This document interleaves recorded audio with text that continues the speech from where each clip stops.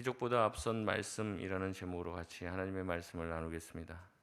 세상에 많은 사람들이 하나님에 대해서 믿지 못하죠. 하나님의 살아계심을 보여주면 믿겠다는 이야기를 합니다. 마치 도마처럼 예수님의 손과 옆구리에다가 손을 넣어보고 만져봐야지 내가 믿겠다. 뭔가 증거가 있어야지 내가 믿겠다는 이야기들을 합니다. 그러나 이게 비단 이제 불신자들의 모습만은 아니죠. 믿는 사람들 또한 때로는 하나님의 역사와 하나님의 전능하심을 제대로 믿지 못하여 기도하며 또 목회자한테 뭔가를 보여달라고 요구하는 경우도 있습니다.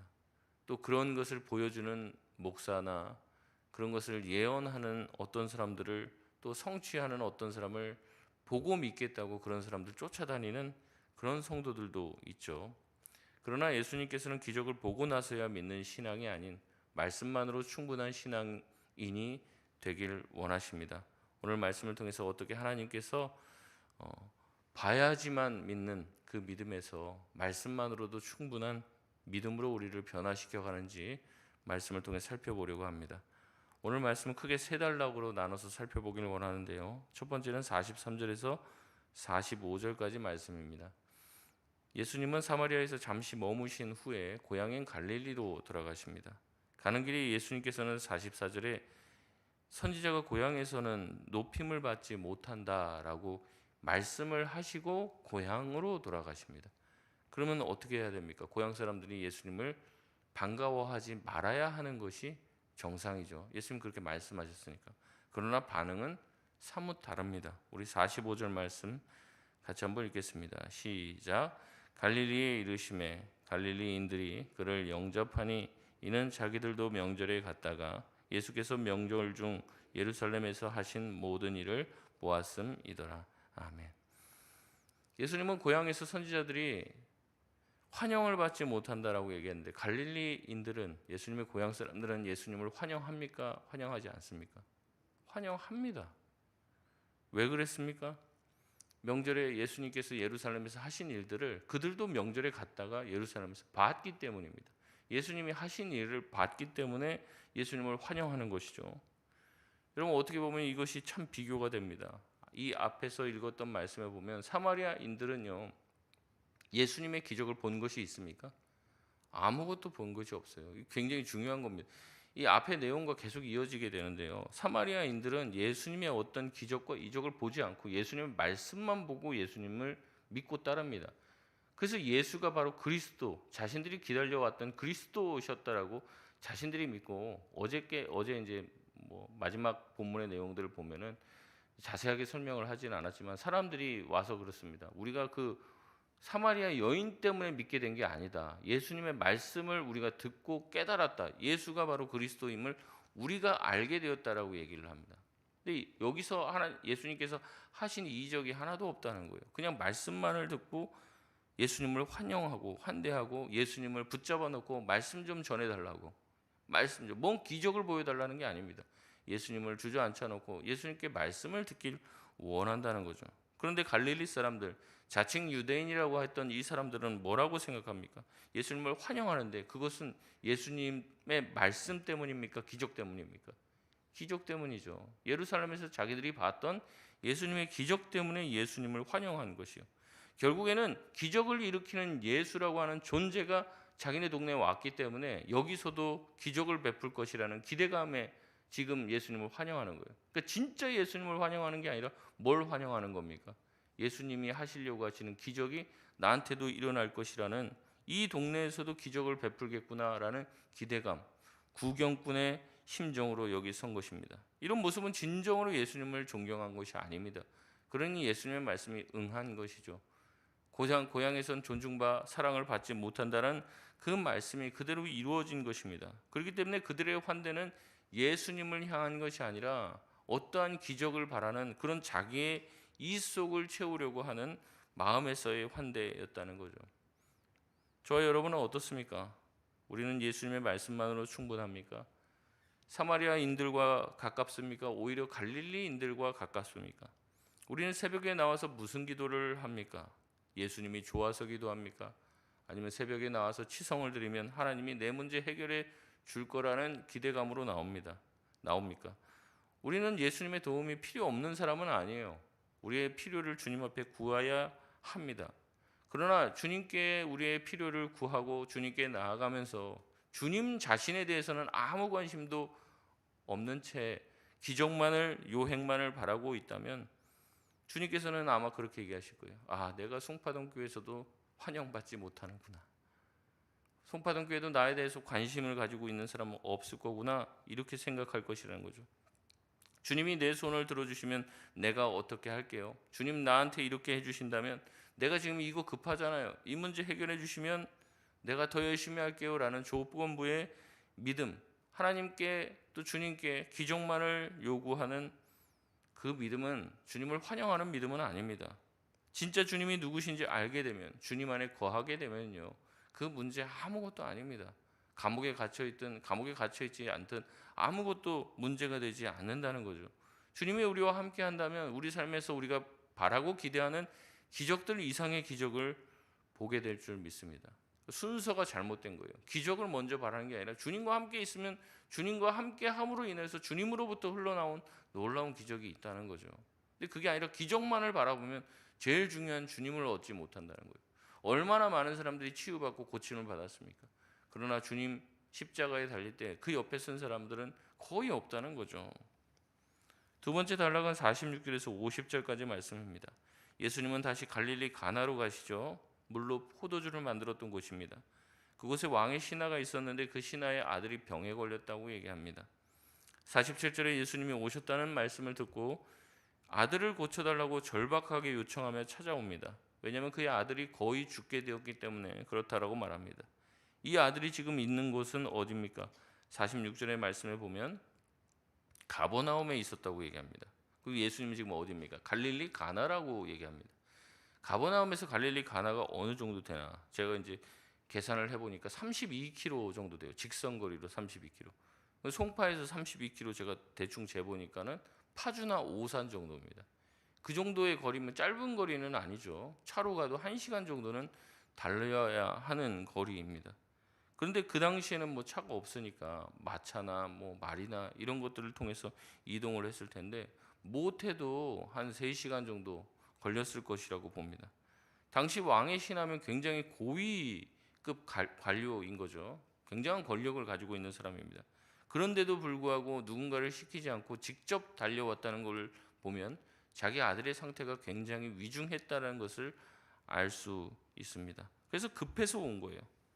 그러나 그의 고백의 내용들, 그의 요청의 내용들을 보면 그가 어떤 믿음을 가지고 있는지, 그의 믿음의 한계를 보게 됩니다. 우리 47절 말씀 같이 한번 읽겠습니다. 시작. 그가 예수께서 유대로부터 갈릴리로 오셨다는 것을 듣고 가서 청하되 내려오셔서 내 아들의 병을 고쳐 주소서 하니 그가 거의 죽게 되었음이라. 아멘. 이 아버지는 먼저 예수님에게 이제 얘기합니다. 가버나움으로 좀 가십시다. 32km 되는 그 길을 가자고 요청을 합니다. 무슨 말입니까? 예수님이 현장에 도착해야만 고칠 수 있다는 생각입니다. 예수님께서 여기서 말씀하신다고 해서 아무 변화가 일어나지 않을 거라는 거예요. 직접 가서 안수를 하든지 직접 가져서 현장 가서 진맥을 해주든지 해야지만 될 거라는 얘기를 하는 거죠.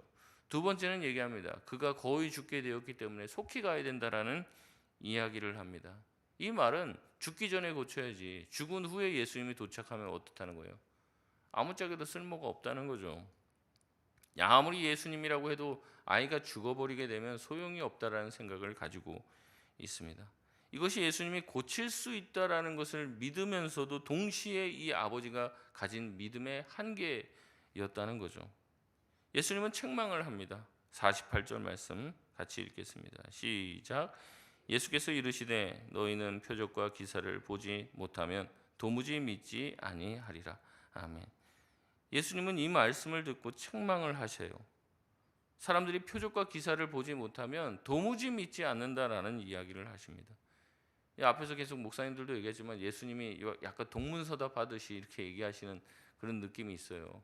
뭐 빨리 가셔야 됩니다. 지금 늦었습니다. 거의 죽게 됐습니다. 그래 그럼 내가 갈게. 아니면 좀 있어봐라. 내가 여기서도 할 수 있다. 뭐 이런 얘기를 해야 되는데 얘기하시는 게 너희는 표적과 기사를 보지 못하면 도무지 믿지 않는다라고 얘기합니다. 여러분 이게 지금 누구에게 하는 말입니까? 아이의 아버지에게 하는 말입니까? 아니면 누구에게 하는 말입니까? 잘 곱씹어 보면요, 아이의 아버지에게도 하는 말이겠죠. 그러나 아버지에게만 하는 말은 아니에요. 왜 그러냐면 예수께서 이르시되 48절에 너희는 이렇게 얘기합니다. 너라고 얘기하지 않고 너는 왜 이렇게 믿음이 없냐? 꼭 봐야만 믿냐? 이렇게 얘기하지 않고 너희는이라고 얘기합니다. 아마 이 왕의 그 신하 고위급 관료가 예수님 찾아왔기 때문에 많은 사람들의 아마 주목의 대상이 됐을 겁니다. 우리 교회에 무슨 총리가 왔다고 생각해 보십시오. 구경 난 거죠. 사람들이 와서 악수하고 싶고 인사하고 싶고 아마 그랬을 겁니다. 예수님의 제자들 그리고 주변에 있는 구경꾼들이 모여서 예수님이 어떻게 하시는지 보고 있었을 것입니다. 예수님은 그 모든 사람을 향해서 이야기합니다. 뭐라고 얘기하는 거예요? 너희가 봐야만 믿고 만져봐야만, 뭔가가 좀 경험이 돼야지만 믿는 믿음으로 지금 이 사건을 바라보고 있지 않느냐라고 얘기하는 거죠. 그러면서 왜 예수님에게 그런 표적, 눈에 보이는 뭔가 표적과 징조만을 보여달라고 하느냐, 왜 그래야만 믿는다고 지금 이야기하느냐라고 책망을 하시는 겁니다. 그러니까 이건 아예 아버지만 해당하는 게 아니라 제자들 또 주변에 있는 이 갈릴리 사람들을 향해서 같이 하시는 말씀이죠. 아버지는 이 얘기를 듣고 49절에 아이가 죽기 전에 내려와 달라고 간청을 합니다. 예수님이 갈 의향이 없는 것처럼 보이니까 자기 아들 죽게 생겼잖아요. 그러니까 빨리 좀 도와달라고 얘기하는 거죠. 그러자 예수님께서 말씀하십니다. 우리 50절 말씀 같이 한번 읽겠습니다. 시작. 예수께서 이르시되 가라 내 아들이 살아있다 하시니 그 사람이 예수께서 하신 말씀을 믿고 가더니 아멘. 50절에다가 밑줄을 좀 그어 보십시오. 이 50절이 오늘 주제 구절이고 핵심 구절입니다. 아버지는 같이 가달라고 했지만 예수님은 어떻게 해요?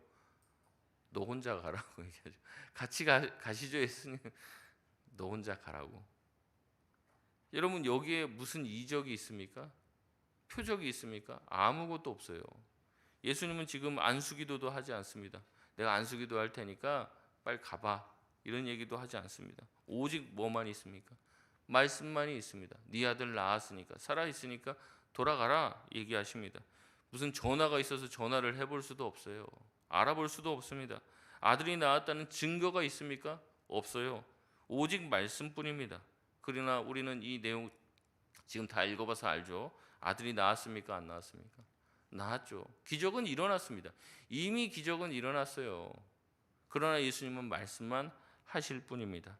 그런데 또 하나의 기적이 일어납니다.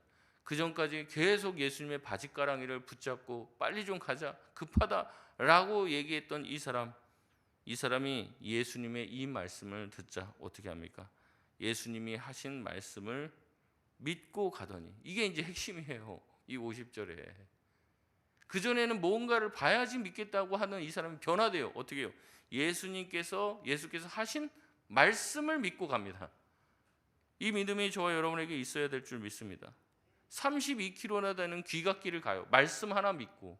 지금 본 게 없다니까요. 전화도 안 해보고 어떻게 상황이 변했는지도 몰라요. 지금 그전에 있었던 믿음이었다면 예수님 지금 어떻게든 연행을 해서라도 잡아갖고 지금 가버나움 가야 돼요. 그전에 지금 예수님 모시러 왔잖아요. 예수님이 아들 죽기 전에 가면 안 돼요. 지금 이런 믿음의 한계를 가지고 있다고요. 근데 지금 예수님께서 말씀하십니다. 네 아들이 살아있으니까 가라. 그 말씀을 듣고 어떻게 합니까? 믿음이 생깁니다. 나았구나라는 믿음으로 변화되게 된다는 거죠. 그래서 말씀을 믿고 가는 거예요. 말씀. 기적을 보고 믿고 가는 게 아니라는 거죠. 사마리아 사람들이 말씀을 듣고 예수님을 믿었던 것처럼 이 왕의 신하도 변화가 됩니다. 말씀을 듣고 예수님을 믿게 됩니다. 그리고 32km 되는 것 아무것도 보이지 않고 아무것도 달라진 것 없지만 그 길을 간다는 거죠. 이 말씀이 주는 교훈이 무엇입니까? 우리는 기도하고 나서도 징조를 구하잖아요. 표적을 구합니다. 기도하면은 그래도 뭔가 지금 어떻게 돼요? 조금 달라져야죠. 기도했으면 그래도 집에 가면 뭔가 좀 달라져야죠. 조금이라도 그래야지 기도할 맛이 나죠. 달라지는 게 없어요. 상황이 나아지면 기도에 힘이 붙는데 그러지 않아도 똑같다는 거죠. 오히려 더 안 좋아지는 것처럼 보이기도 합니다. 그러나 때로는 주님은 어떠한 변화와 징조도 보이지 않더라도 오직 우리에게 말씀을 주십니다. 그리고 뭐라고 얘기하십니까? 내가 너에게 한 이 말씀을 믿으라는 거죠. 주님은 우리에게 말씀하십니다. 걱정하지 마라. 염려하지 마라. 내가 알아서 하겠으니 너는 일상을 살아라. 너는 가라. 돌아가라. 나한테 와서 자꾸 이렇게 하지 말고 돌아가라. 저와 여러분 이 말씀만 듣고 돌아갈 수 있습니까? 혹시 돌아갈 때 빈손으로 돌아가는 것 같은, 기도 한참 하고 나서도 돌아가면서 아휴 달라지는 거 하나도 없네, 빈손으로 돌아가는 것 같은 느낌을 받지는 않냐는 거죠. 여러분 그렇다면 우리는 아직도 봐야 믿는 수준에 머물러 있는 것입니다. 예수님은 이미 다 끝냈어요. 일을 끝냈단 말이죠. 예수님은 말씀하셨잖아요. 지금 아들이 고쳐졌어요. 근데 우리는 어떻습니까? 내 눈으로 봐야겠다는 거죠. 그래서 그들을 꾸짖는 겁니다. 너네들은 꼭 표적과 이적을 봐야지만 믿느냐? 왜 의심하느냐? 꾸짖는 거죠. 바라기는 뭘 봐야 믿는 믿음이 아니라 말씀하셨으니 갈 수 있는 믿음이 되시길 바랍니다. 순종은 다 이해되어야, 다 납득이 되어야 하는 게 아니에요. 뭘 봐야 하는 게 순종이 아니라는 거죠. 말씀하시면 그렇게 하는 거예요. 어렸을 때 주일학교에서 이런 찬양 많이 했습니다. 예수님이 말씀하시니 물이 변하여 포도주 되니, 예수님이 말씀하시니 죽은 나사로가 살아났다니, 예수님 예수님 나에게도 말씀하셔서 새롭게 변화시켜 주옵소서. 누가 변화돼야 되는 거예요? 내가 변화돼야 되는 거죠. 말씀하시면 나아가고 말씀하시면 멈출 수 있는 자들 되시길 바랍니다. 마지막 51절에서 53절입니다. 신하는 내려가는 길에 종을 만나 아들이 살아있다는 소식을 듣습니다. 이 시기를 물으니 7시였다라고 얘기해요. 생각해 보니까 53절에 그 시간에 예수님이 네 아들이 살아있다라고 말씀하신 그 시각인 줄을 알아챕니다. 그래서 어떻게 합니까? 이 이야기를 간증하고 그 신하와 온 집안 사람들이 다 예수님을 믿게 되었다고 이야기합니다. 결국 믿음으로 순종한 가장의 믿음이 온 가정을 변화시키고 구원의 반열에 이르게 합니다. 예수님은 가나에 있었지만 가버나움에 그 능력이 임하죠. 육체만 치유된 것이 아닙니다. 그의 온 가족들이 영혼의 구원을 얻게 되고 예수님이 바로 그리스도시구나, 우리가 그동안 기다려왔던 메시아이구나. 사복음서의 모든 포커싱이 다 여기 있어요. 특별히 요한복음에 그렇습니다. 예수님이 도대체 누구냐는 거예요. 예수님이 누구냐, 계속 거기에 포커싱이 있어요. 그래서 예수가 누구냐? 예수가 바로 그리스도시다. 예수가 우리가 그렇게 기다렸던 메시아다. 이것을 알려주고 이것을 깨닫는 사람들이 예수님을 믿게 되는 것입니다.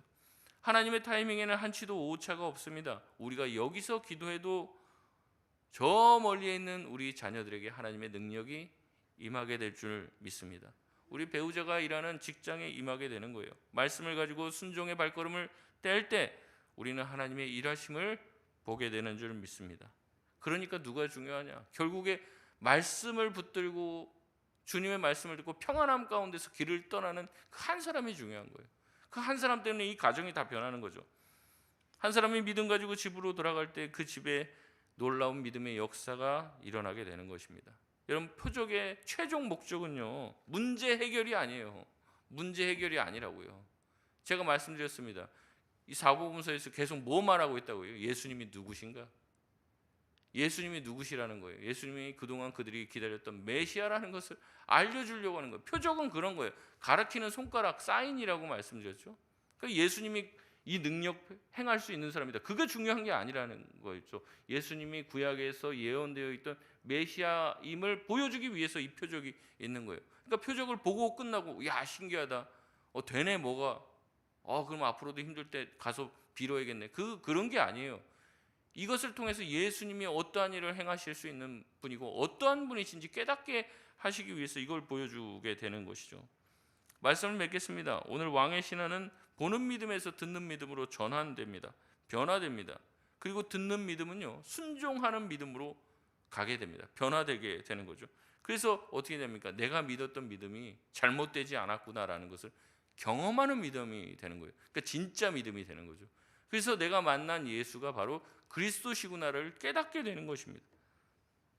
여러분, 오늘 어떤 문제를 가지고 나오셨는지 모르겠습니다. 그러나 우리가 구해야 될 것은 당장의 해결책이 아닙니다. 여러분, 이것을 통해서, 이 문제 해결을 통해 우리가 예수님이 누군지 제대로 알게 하여 주옵소서. 귀로만 들었던 주님이 아닌 살아계신 주님을 만날 수 있길 바랍니다. 주여, 나에게 말씀하여 주옵소서. 한 말씀만 하여 주옵소서. 그러면 나도 그 말씀 붙들고 집으로 평안히 돌아가겠나이다. 약속의 말씀을 주소서. 기도할 수 있는 저와 여러분 다 되시길 주님의 이름으로 축원드립니다.